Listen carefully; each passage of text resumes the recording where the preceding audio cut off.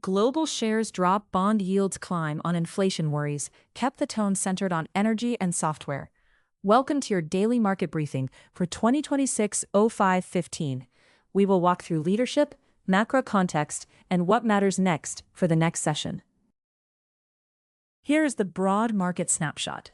S&P 500 was down 1.24% and closed at $7,408.50 US.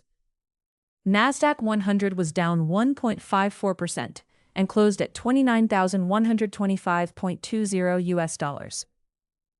Dow Jones was down 1.07% and closed at $49,526.17 US. Next, the ETF curve set shows where relative strength and weakness developed through the session.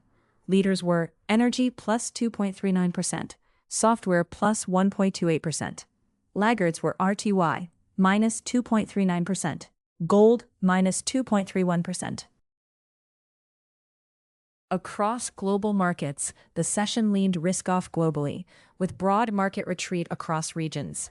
Asia was under the most pressure, with Shanghai and Japan leading the retreat. Stepping back, the tape kept a weak bias overall. SPX ended negative 1.24%, NDX ended negative 1.54%, leaders were XLE, IGV, and the softer pocket was RUT, GLD. The stock market fear and greed index is 64, which sits in greed. That is down 2 points from the prior reading.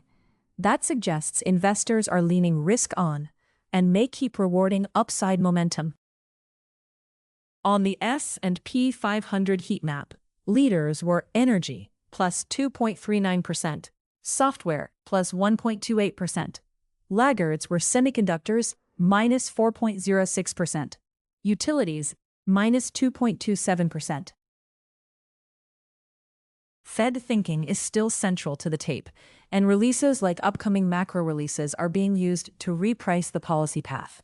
Firmer data would make it harder for the market to lean into quick easing hopes.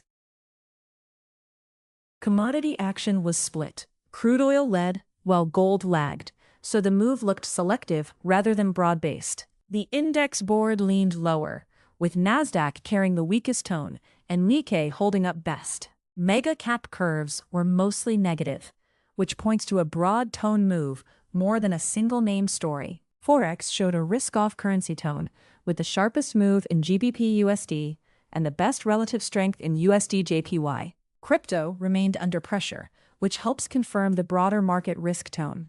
Bond curves suggest yields were mostly rising, so rates still mattered for the session. The main focus stayed on leadership, stayed concentrated in energy and software.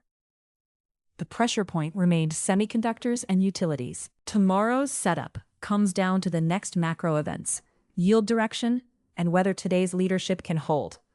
Follow through on global shares drop, bond yields climb on inflation worries also matters, because the tape is still sensitive to macro headlines.